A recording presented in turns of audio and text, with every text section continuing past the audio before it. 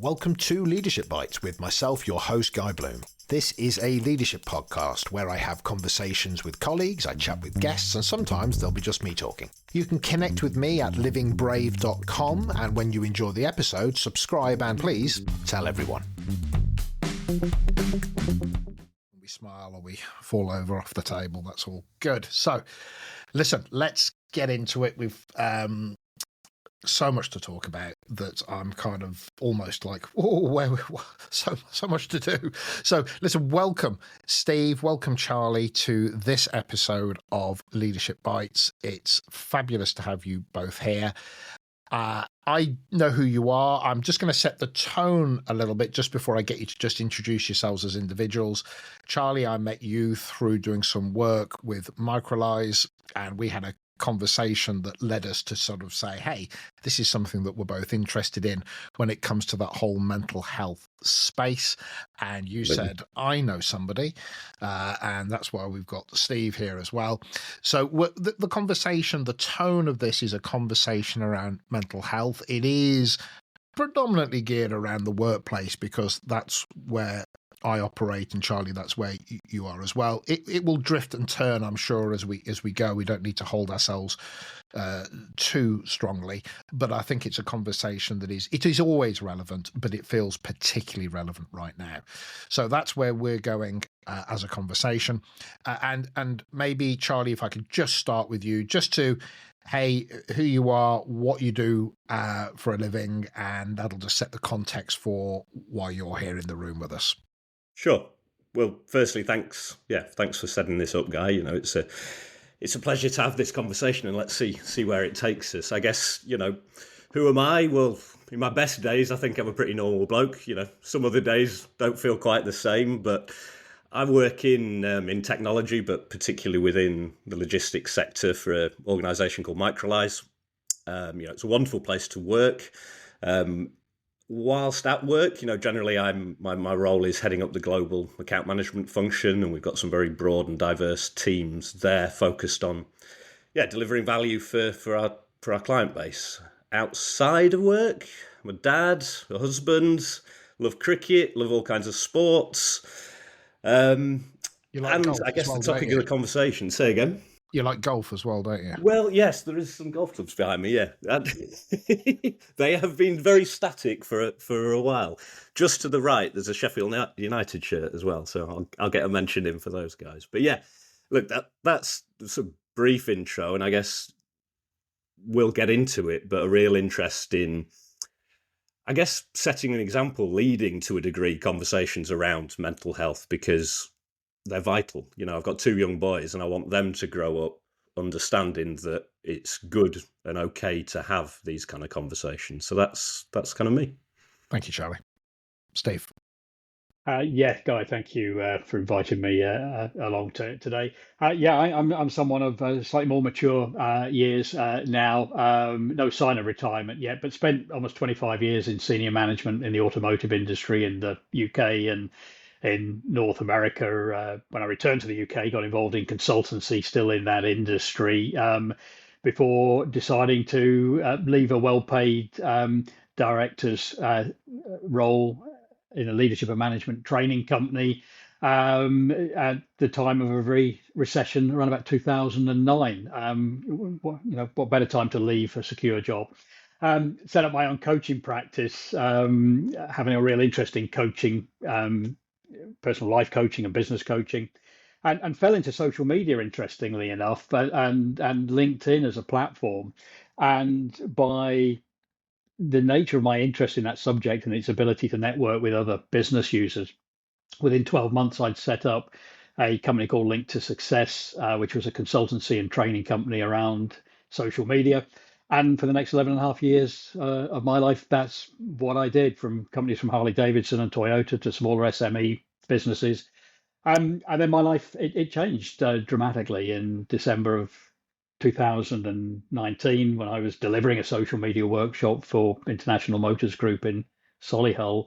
And I received a call to tell me that my son, my 34-year-old son, Jordan, had taken his own life. And as you can imagine, that kind of message changes your world completely.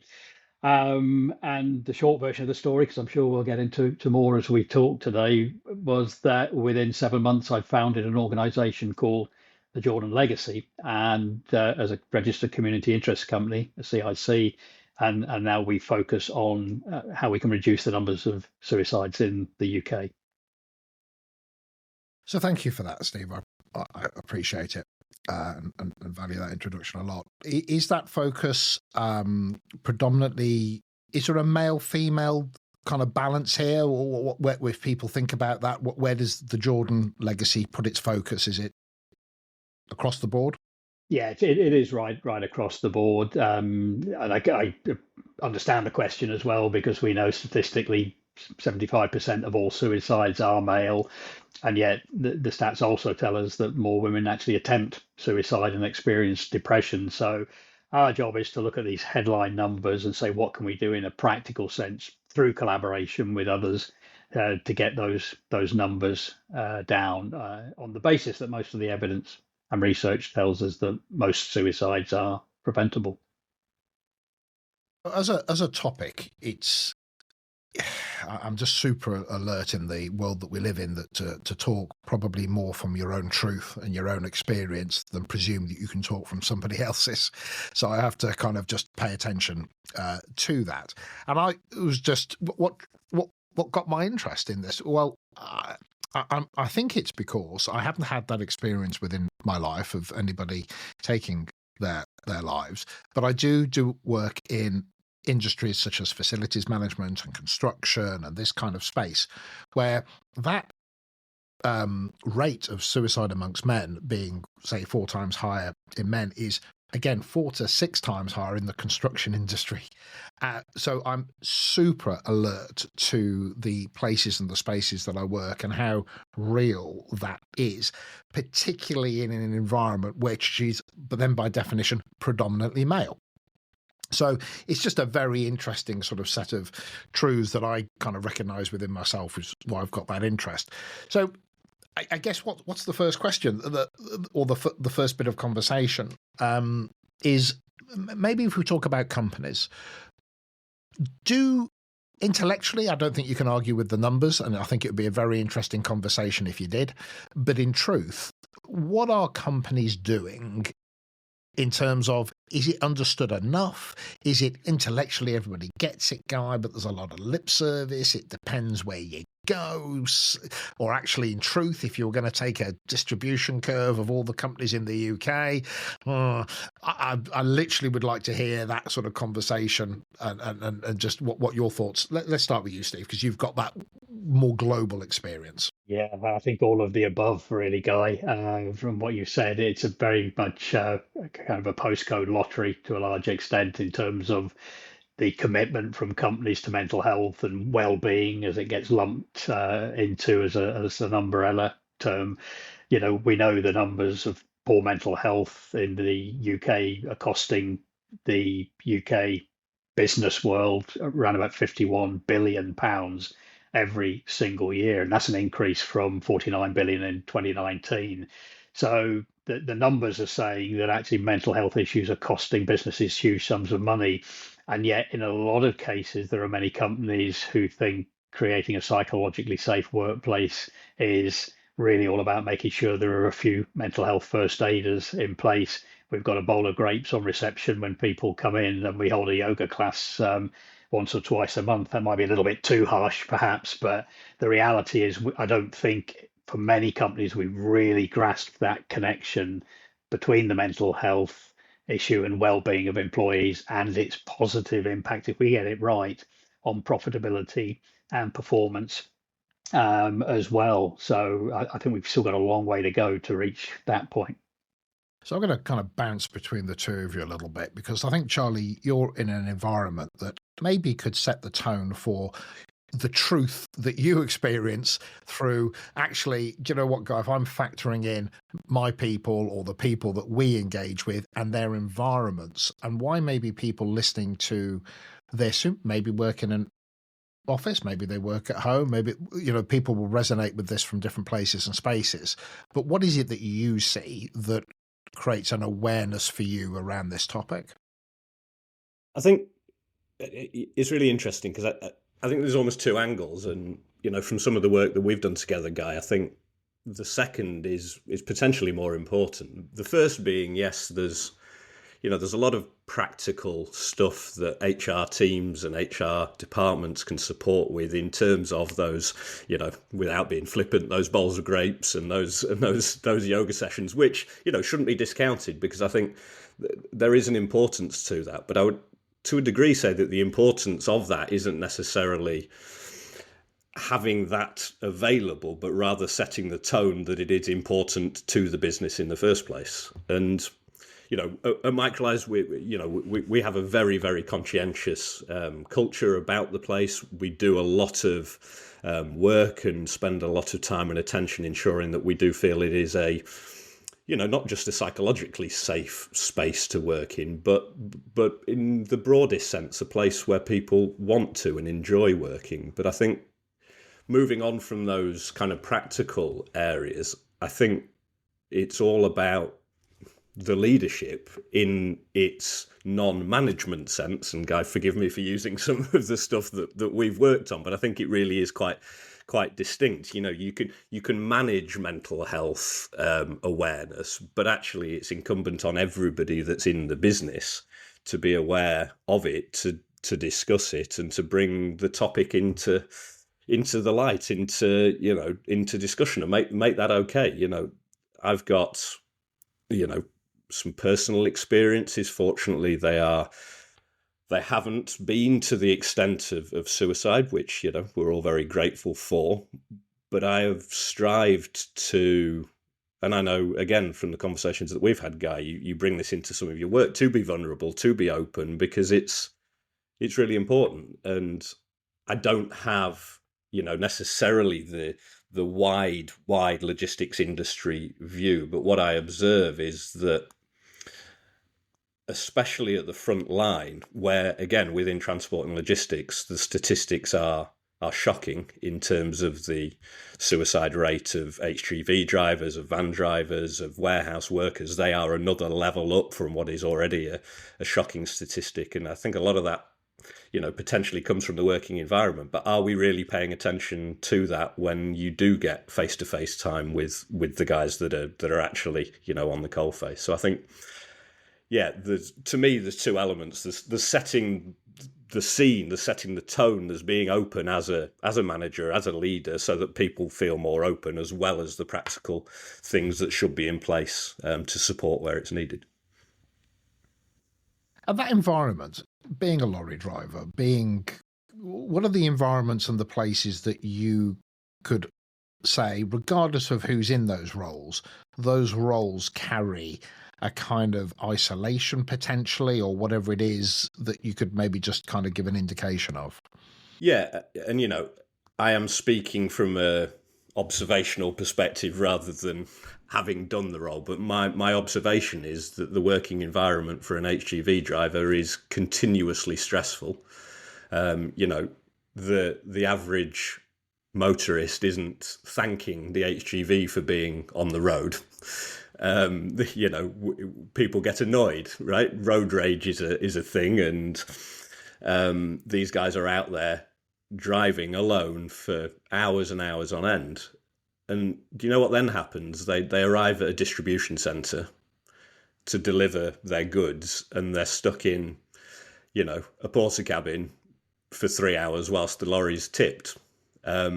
There are some very good examples of businesses that we work with directly that do that very differently. There's, I don't know whether I should, but I will mention one client of ours, Maritime, specifically, who have put a huge amount of investment into all of their depots. There are fantastic facilities for those drivers, so that when those drivers get to the depot, they've actually got a nice environment to go and continue to work from.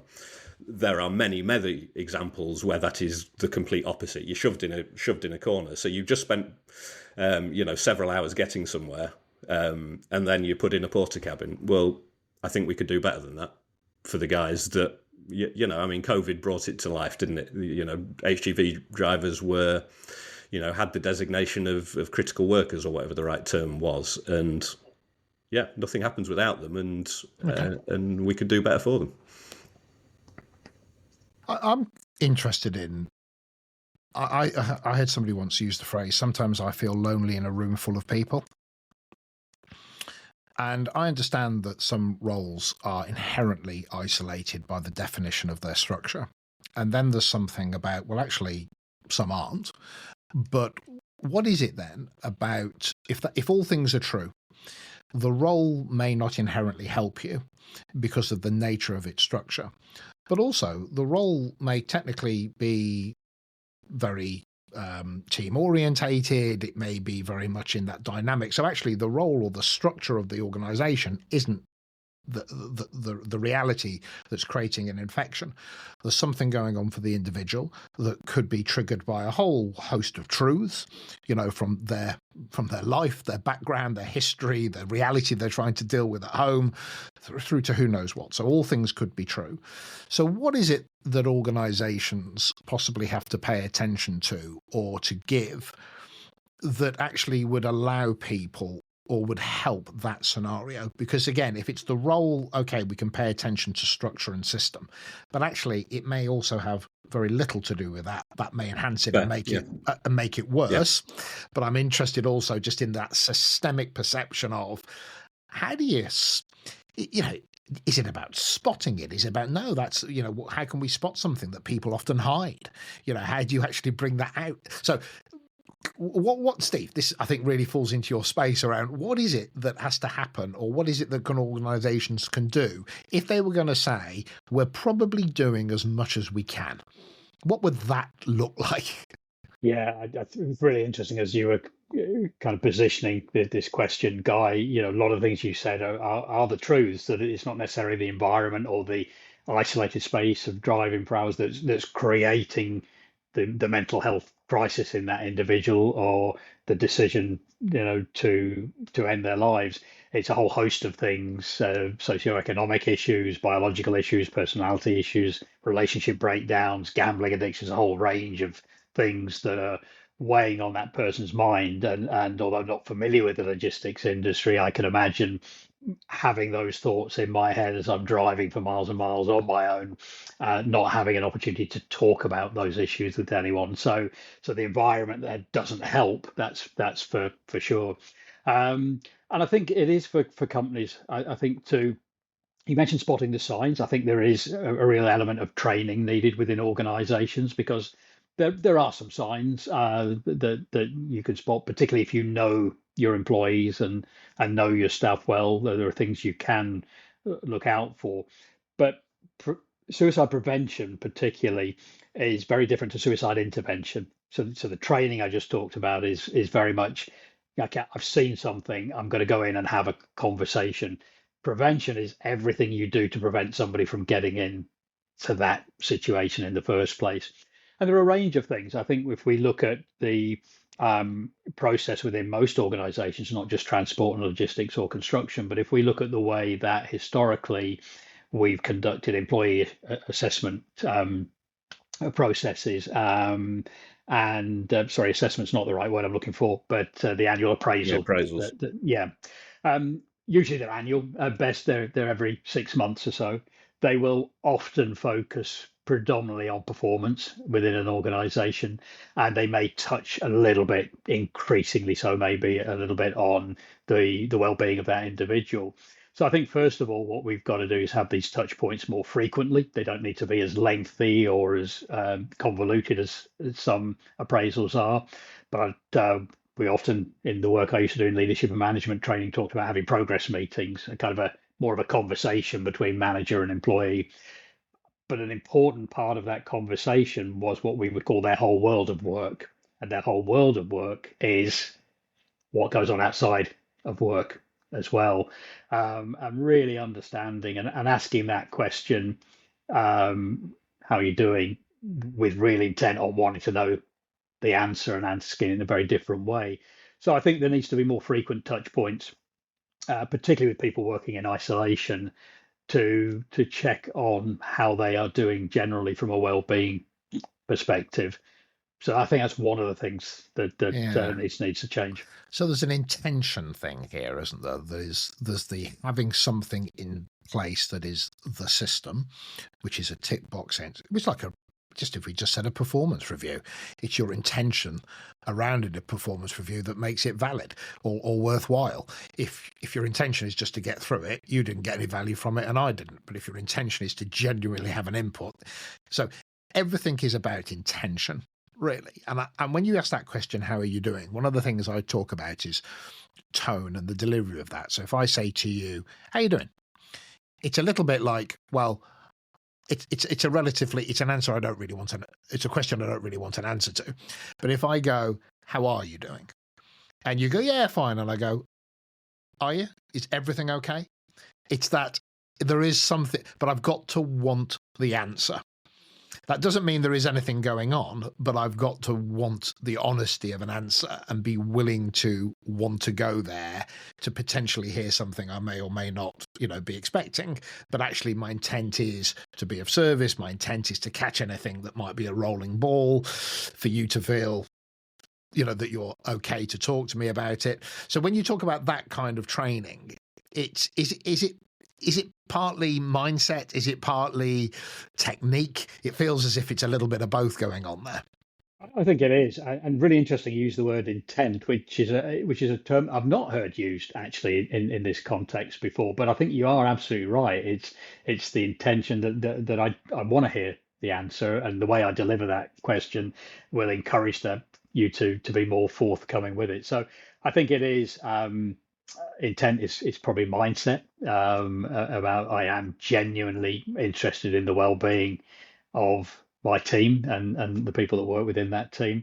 But there are some techniques, there are some skills that many managers who, let's face it, are often employees that have performed particularly well in their lives, who then risen to the ranks of management based on their previous roles and the success, but very rarely given any kind of people skills and management skills. So I think it's a little bit of both. And it's also then about, your thoughts on this as well, Charlie, this sense of it being a conversation. And I wonder how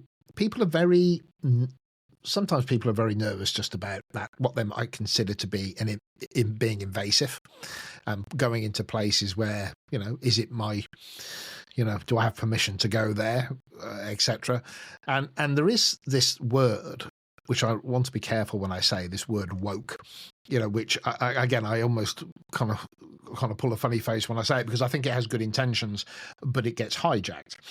So there is something about caring for people. There is something about having a sense of duty for people, but there is something about it not becoming an overarching narrative that gets in the way of us actually continuing. And it goes too far and it starts to handicap us, and actually people then don't trust it because it's a caricature and it's too forced. And so this weird balance in a commercial setting of having care, putting it on the agenda, having it as a conversation piece, and getting that balance of it not becoming, God, is this all we're talking about? Versus, no, we should be talking about it.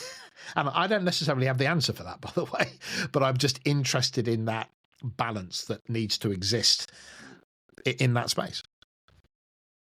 And I don't mind which one of you answer that. I don't think there is a silver bullet there. I think in many ways it comes back to exactly what you were saying before, Guy, and what the intent is. There is the intent to tick a box so that we appear to have, I'll try, the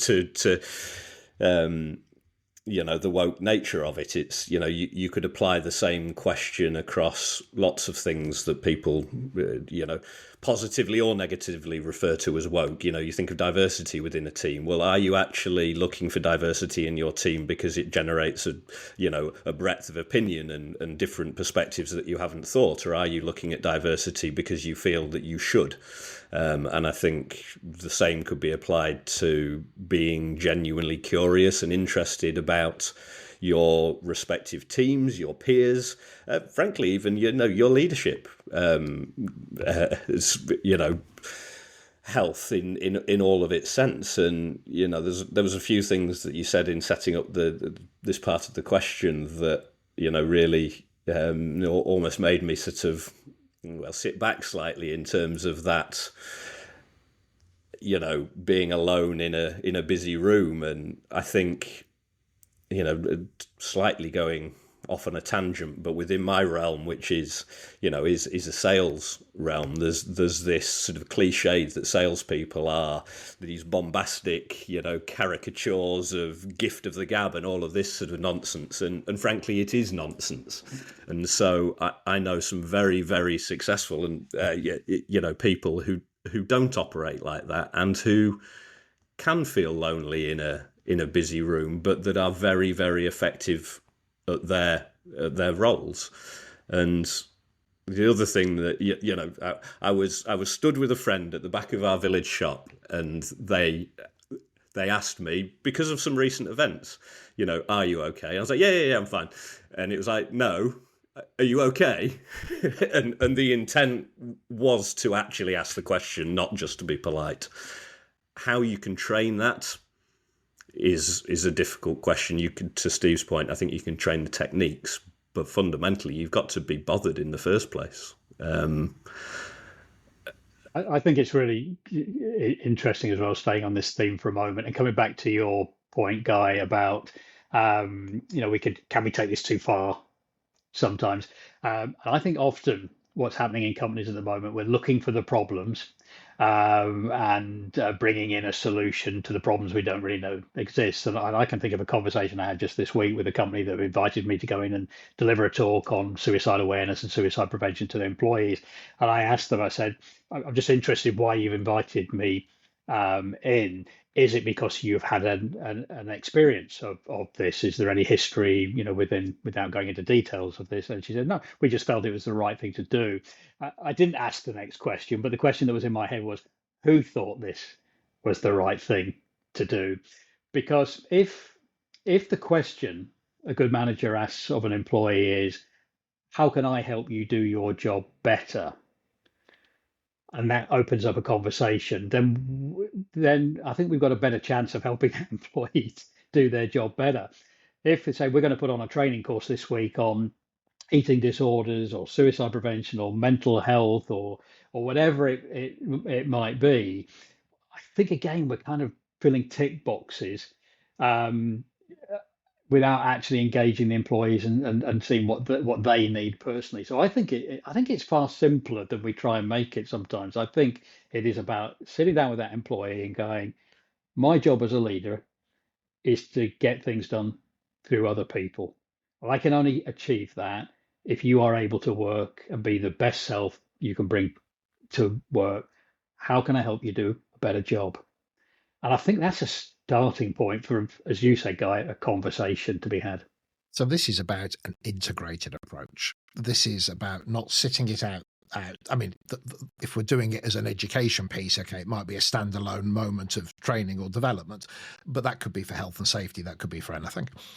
But there is something here that as a manager of a team, leader of a team, whatever vocabulary we want to use, I would ask questions that are around performance and what's getting in your way. And is there anything I can do that it might be me? Is it anything around you that's causing, in essence, I have a resource and I want to keep it. If it was a car, I want to keep it tuned up and I want to keep it serviced and I want to keep it operating at its best. So I want to understand the environment that it's working in and I want to know. So actually, if I yes, it might be one of the things I'm paying attention to, but if I make myself accessible, if I make it that when you're with me, it doesn't mean that we won't have hard, honest conversations, but you are safe in the context of no judging, no shaming, no blaming. And that allows you to offer me something maybe in confidence or maybe you'd like, but whatever it is. And that could be around insert topic here, of which one of them is my mental health or what's going, or I just realize you're asking me to go into that client to talk about that particular product. And I'm embarrassed to say I don't really know it as well as I should. It almost insert topic here. Is it safe to tell you? Does that seem reasonable? I think it does. I think it absolutely does. And it's interesting, isn't this term that's thrown about a lot now, this creating a psychologically safe workplace? What does that really really mean. I think it's a topic that a lot of leaders are latching on to now, that we will create a psychologically safe workplace by putting these things in place and ticking these boxes. But actually, it isn't the leaders who determine whether you've got a psychologically safe workplace. It's me and you turning up to work and feeling that in any context, in any situation, if I have a concern or something that's really bothering me, that I wouldn't think twice about being able to share that with my line manager or with HR or whoever. And if you've created that kind of environment, then you've got a chance of having a much more productive team, but also a much more open and honest culture as well. Yeah, I couldn't agree more with everything that's been said there. I guess one sort of addition or side thought is that whilst it is all about the individuals and their intent and their belief and interest in wanting that, there is no getting away from the fact that these kind of behaviours are set from the top of an organisation. Now, it doesn't mean they have to start from the top, but if they aren't embraced and believed and actioned, from the top to the bottom, what could have been very well-intentioned ambitions can quickly dissipate when the day-to-day gets taken over. So I think it's important at every level of an organisation to be curious, to be vulnerable, and to set that tone. I think that's something I've come to understand, that if you see vulnerability as weakness, then you don't want to go there. But actually, if what you really offer it as is, are we strong enough to be vulnerable? And that doesn't then mean we need to have the caricature of, are you all right? But if I just say, are you all right? No, I mean, ask it how you like. And if that's your voice where you go, if you talk in a particular way, then of course offer it in that way. But some people have gone on a course and then they manifest a kind of characterization of deep care that I actually think actually makes certain people pull away from it, because guess what? They feel as if it's an affectation, it's a manifestation of some training that you've had. And I don't necessarily want to have a conversation that's doing something to me. I want to have a conversation with a human being. Yeah. So there is something there that actually, training's a beautiful thing because it gives you self-awareness. And if you didn't know how to do a thing, now you do. But it has to be something, and I think this is where companies can either get taken over by an agenda of, it's all about our people and it's all about care. But actually, how about, let's just keep it simpler. Let's just care about our people. Let's just pay attention to our people. And I, as an individual, I know I don't care that much about people I don't know that well, but I have a strong duty of care. And I would argue that my strong duty of care would show as much care to you, who I don't know, as to somebody that I do know that I actually care about. Does that resonate when I say that sense of a duty of care? So it doesn't have to be about caring, because if that's not your way, or you don't know them that well, or maybe that's just not the way you're wired, okay, but then but you do have a duty of care. I don't think it's a really interesting distinction there, Guy, because as a manager, if I have a duty of care, it's kind of my responsibility. It's my role now as a leader, and that maybe sits more comfortably with a lot of maybe less touchy-feely leaders as well. Okay, duty of care, I get that. It's almost got a military connotation to it. I always wanted to be in the military, but that makes a lot of sense, because you will then approach things in maybe a more methodical and processed way, but nevertheless you are still displaying that you care for your employees. At the end of the day, if we look and say, what are the key building blocks of a company in terms of its productivity, its performance, and its profitability, the studies are out there. Deloitte have done these reports for goodness knows how many years now that say for every £1 invested in employee well-being, on average, companies see a £4 return. So the numbers are there that says if you are prepared to have a duty of care for your employees, then you're going to get paid back. So I think it's fundamental to, morally, it's the right thing to do. Let's get that in there first of all. But it just makes absolute business sense. Why wouldn't you do that if it's going to enhance the profitability and performance of your business? I do think there's something. I like this. For me, I can apply craft when I think it's my job. And again, if I've got X amount of people that I come into contact with, if I introduced you to 20 people at a party, by definition, you're going to have a distribution curve in the way that you engage with them, the way that you connect with them. But also, there are things about I may not have that much exposure to you. So sometimes I don't know you well enough to pick up on things that I might do if I was closer to you.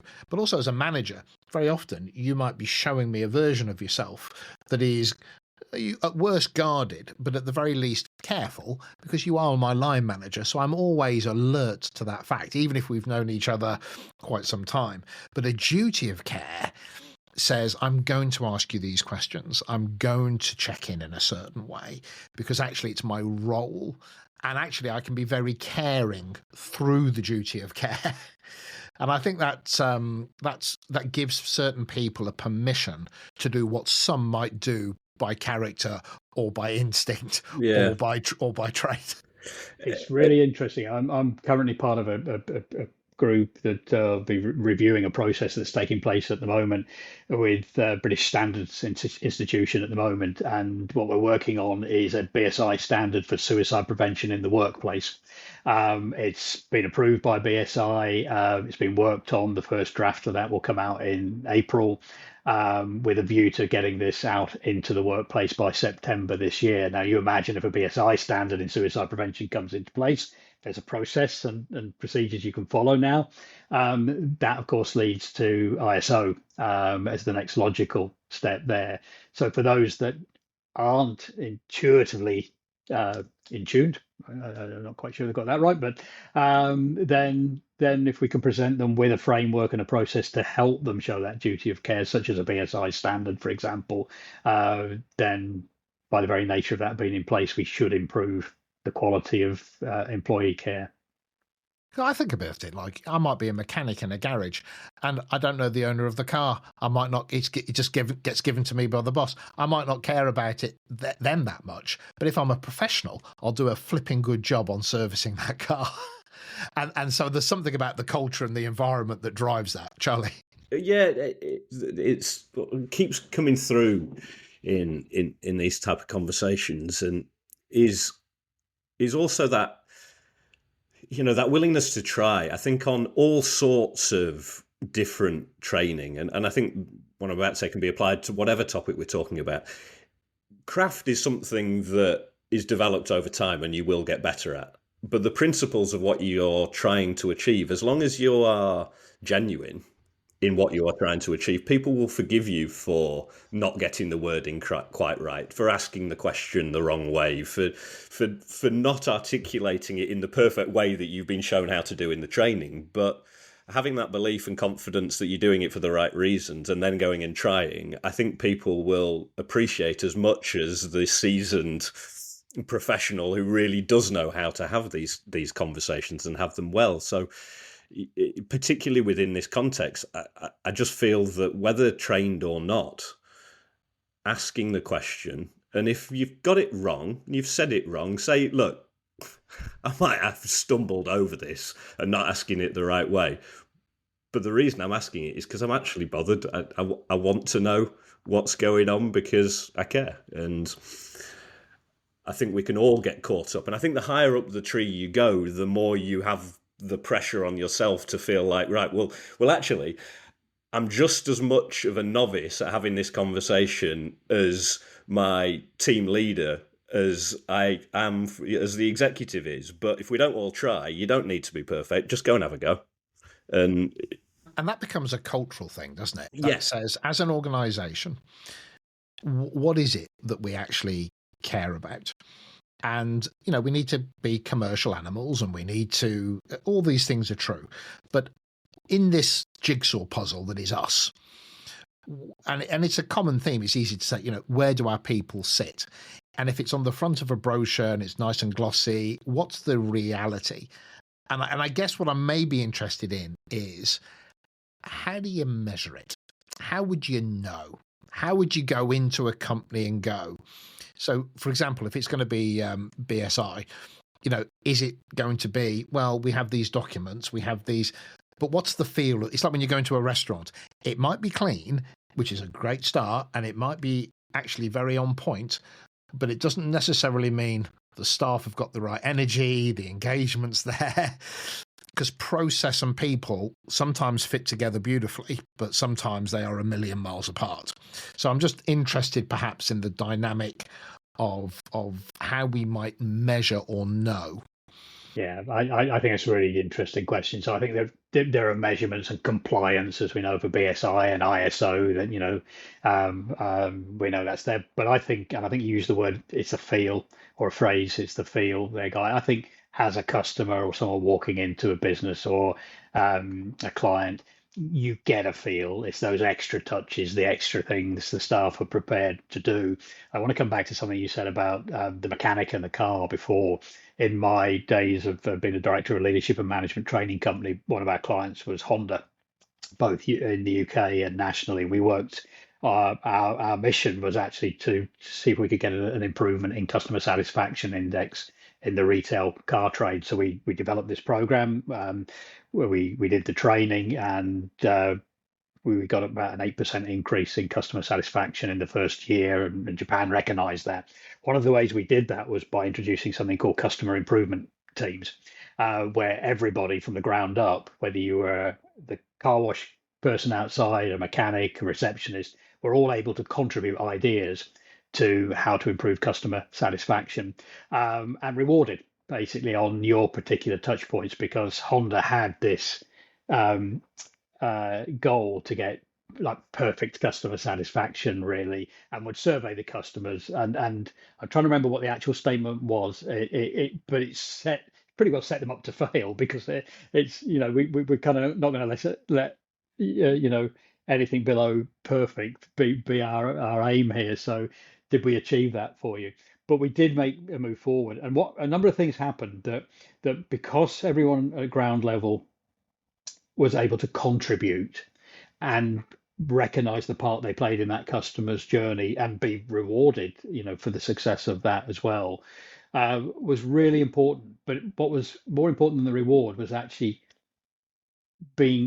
contributing to those teams. You would have rotation of chair people in these groups, and you could have the valeter that had been standing out in the freezing cold, now chair of an improvement team, and it goes home at the end of the day, and his partner says, how's your day gone? Well, usually I'm just washing cars, but hey, I was chair of the improvement team today, and we're doing this and we're doing that. And just the whole demeanor of the employees changed. Now, this is something that through our work in suicide prevention, we've already been piloting and used in the aviation industry with a client, where we introduced wellbeing improvement teams, the same approach. Grassroots, get the team involved, allow them to contribute, and the ideas that come forward are, dramatic, really, and ideas that leadership often, it's the simple stuff you can do that leaders have often forgotten. Do you know what I like about this? I think when we talk about integration, that's the idea of bringing something in. It feels very normalized, but there is something here about actually, if it comes to something that's commercial, one may argue that the more senior you are, then by definition, the more knowledge you may have on it. But when it comes to something like this, that isn't really the case. That would mean I could sit with you as whatever level one is in the company, and you can be on the board. But when we have this conversation, then actually my truth and your truth are going to be very, very, they'll be our own, but actually we're exactly at the same level, because in fact, it may be harder for you because in your role, the pretense of bravery, the need to show invulnerability, to always, in fact, I may be 3 layers below you, but I think you've got it harder than, you may have it harder than me. So it does that level. So there is something about having those kind of conversations that actually, I think what was most powerful is they're not done just by tier. That actually, that's a fully integrated set of conversations that the most senior people are in the room with, be it the most junior or be it the youngest, and demonstrating that actually this is something that is a universal truth. We all eat food, we all go to the loo. This is one of those things that there is no, when we're on the loo, right, we're all the same, pants down, and Bob's your uncle, so it's not, I'm a tier one better what version of it than you are. So that it's not just bringing it in and making it cultural. I think there's something about a kind of hierarchyization, may or may not be a word, that shows how genuine it is, and it's something that we can all actually resonate with. Does that make sense when I say that? It does, and as Steve and you were talking, Guy, there, what was kind of playing through my mind in terms of the measurement is how diverse it potentially can be. So it could be diverse again across different levels, but equally, I've worked in organizations where you can see two different teams doing exactly the same role, and the performance, despite the enablement being consistent, the performance is wildly different between those. And you could move somebody from one of those teams over to a different team, and that underperformer suddenly is performing well. Why is that? And I think a lot of the conversation that we're having, not necessarily at its extreme level, but certainly in terms of that psychological safety, comes from that. If you feel that you can work directly in a team more productively by being more open, you're more likely to be better at the job. And that ties all the way back round to what Steve, you were saying there in terms of the economic viability and the economic reason to invest money and time into this kind of stuff, because it is very democratic. Mental health, it doesn't pay attention to your rank. It couldn't care less, right? Yeah. Yeah, it certainly doesn't discriminate in that respect at all, Charlie. You're absolutely right. So why shouldn't everyone be involved in the conversation? It's a really good point. So what would we say? This is one of these topics that, again, there's no end to this conversation, is there? It's a forever topic. So I already think we haven't done it justice, but also we've been talking about it for 50 minutes, just because you could just never stop talking about it. And this wasn't a podcast that was about action lists and all that kind of stuff, because that's what the internet's for, and getting in contact with people. And even yourself, the Jordan legacy or whatever that might be. But I think what I'm hearing is there's a recognition that, yes, okay, it might be male mental health may be something that's very much a hot topic right now, but it's a universal truth for everybody.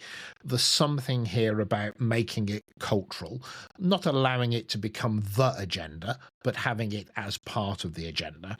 And maybe what it is it's indicative of my ability to have a conversation with you, probably as my line manager, or anybody that's even peer. Why even line manager? I can reach out to a peer. Maybe it's a direct report. I can just say, hey, listen, I'm feeling this is how I am right now. And actually, it's not that I can only bring this up with somebody more senior than me. That's an interesting characterization, isn't it? That I would have to go and talk to. Well, why can't I say to a direct report, I don't think I'm really coping with this very well. And that direct report could go, hey, then do you want to just grab, I'm not a counsellor, but do you want 5 minutes? And actually, just like with a health and safety issue, can I only bring it up, to somebody senior, or do I just say to the person next to me, is that right? Are we safe to have conversations that maybe don't even make us vulnerable, though that is the word that we use, but actually, am I just safe to put something into that known space and it just be something that doesn't take from me, it doesn't get me damaged, it doesn't get me hurt, be it embarrassment or patronizing or just veered away from, or, oh God, you're not bringing that up with me, are you? Well, not now, no. Or whatever it might be. Or have you got any friends? So the glib joke, the humour that is banter's a beautiful thing, but now may not be the time, my friend. So it's the ability culturally to just say, as an organisation, can we talk about things that are real and genuine and they're in front of us, and then insert topic. This is one of them. And it may never come up in somebody's life, but it might come up this afternoon. Yeah, and I think you're so right. You give me some great material for my next talk, by the way, Guy. I'm just making some notes here. very, very interesting. Just a quick story about some work we did last year with a law firm, a workshop we ran with senior partners in an organisation called Having Difficult Conversations. It could well have been titled a workshop on suicide prevention, because that was why we were brought in as the Jordan Legacy. But we looked at this and said, could we get a bunch of senior partners around the room to talk about having difficult conversations? And one of those difficult conversations, insert topic, is suicide. And it was really interesting when we opened up and said, what are some of the difficult conversations? They centered around performance, having performance reviews, letting people go, a whole range of issues came up. And we said, okay, well, let's talk about the issue of suicide. Is that also a difficult conversation? So it is about, the wider context, the wider culture, and inserting as appropriate, topics as part of that discussion, rather than maybe just isolating it completely. So yeah, interesting. Living Brave's a hell of a title, right? But being brave enough to be vulnerable is serious strength. I often find myself more effective at these kind of conversations at work or with friends than I do right there. And, in getting more involved in this topic and thinking about our conversation today, it's like, well, why is that? Fundamentally, I think it's because I'm more scared at home in terms of the impact than I am at work. I care about the people at work, but no offense to any of them, I don't care about them as much as as the guys in the house. And so, that scare is stronger at home. And so sometimes I can find myself not reacting as I would want to, whereas maybe more effective at it at work. And so I try and use that, leverage that to say, well, actually, if you think you can do that better at work, then lean into it more, be even more brave about having those kind of conversations. So I think, yeah. I also think that good training offers you things that, if it's true, it's probably true everywhere. Which is, if I teach you feedback, for example, then actually you receiving feedback from your other half, or from your kids, or you being able to give your kids feedback, or you deep listening so people can feel heard. Yeah, great in a workspace, great with a client, but actually, in truth, where do you really want to apply it? You want your other half to feel heard, you want to feel heard. And I think one of the things I've become very, very clear about is that actually, if it's true, it's probably true everywhere. And I think these kind of topics validate that kind of, actually, if this is true. We could say a culture that, we could say a family that, we could say a friendship that, we could, if it's a friendship where and I can't talk to you honestly, if it's a family where I can't put that on the table, if it's a team where then Houston, all of those are a problem, right? So I do like this idea of, if things are genuinely true, they're generally true everywhere. So actually, it's not about framing it as just a work thing. It's a human thing, and you happen to be at work. And I think that helps. Well, it helps me anyway. Think this is actually not about where I am; it's who I'm being while I'm there, and that's the maturity, I think, that starts to sort of come into it. So listen, I'm going to bring us to a close, just because I think people's listening capacity kind of usually tops out at approaching an hour. And I'm not the Joe Rogan podcast where I'm so famous that people will tune in for 3 hours. So just on that note, go on. I do feel like I'm on it. It's like you got the Joe Rogan look, though. I'm going for it. I've listened to him ever since podcasting has been sort of around. So I do think I'm probably trying to live vicariously through Joe Rogan. And if you don't know who Joe Rogan is, then Google him. So listen, thank you so much. I think, I don't know what this has achieved. Maybe it's just achieved a point of consciousness. Maybe it's just given people the ability to go and look at the Jordan legacy. Maybe it's just given people an ability just to put it into their brains and to think about it. And maybe there's been a few tidbits in here, a few mental notes to self that may be of value. But just for me and everybody listening, I just want to say thank you, Charlie. Thank you, Steve. And Steve, if people do want to reach out to you, is it Google the Jordan Legacy? Yes, it is thejordanlegacy.com, and everything you need to know or want to learn about or get in touch with us can all be found there. Okay. Charlie, Microlize, of course, is a phenomenal organisation, but microlize.com? Microlize.com, and if I may, whilst we're here, one of the origins of this conversation was an event that we are running on the 22nd of June, which is in support of the Jordan Legacy, which is it's a cricket game. It's a charity cricket game where we're trying to parallel some of those kind of struggles that men might go through. And, as all of the best ideas sometimes come, it came from a few beers on a cricket tour at the end of last year. And so we are trying to play a whole test match in one day. We've got a number of really good corporate sponsors. It involves my local cricket club, Hemmingbrough Cricket Club. We're trying to raise awareness, do something for the village as well. But ultimately, it's about raising awareness and raising some money for the Jordan Legacy. So, that's onedaytest.org, if anybody wanted to look at that as well. onedaytest.org. And I will say, Guy, that I will be attending, but if you won't see me playing cricket, just nobody wants to see me play cricket. Is that, please don't approach me. Yeah. I've already asked. You don't know who I am. Right. Gentlemen, thank you. Absolute pleasure. And just thank you so much for being here. Make sure you stop on for a few minutes while everything uploads. But been an absolute pleasure. Thank you. Yep. Thank you, Guy. Thank you, Charlie. Cheers, Steve.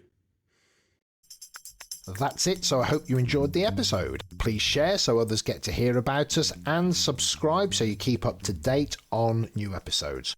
Also visit livingbrave.com if you want to connect with me and find out more about executive coaching, team effectiveness and changing culture. Oh, and of course you can buy my book Living Brave Leadership on Amazon. So on that note, see you soon.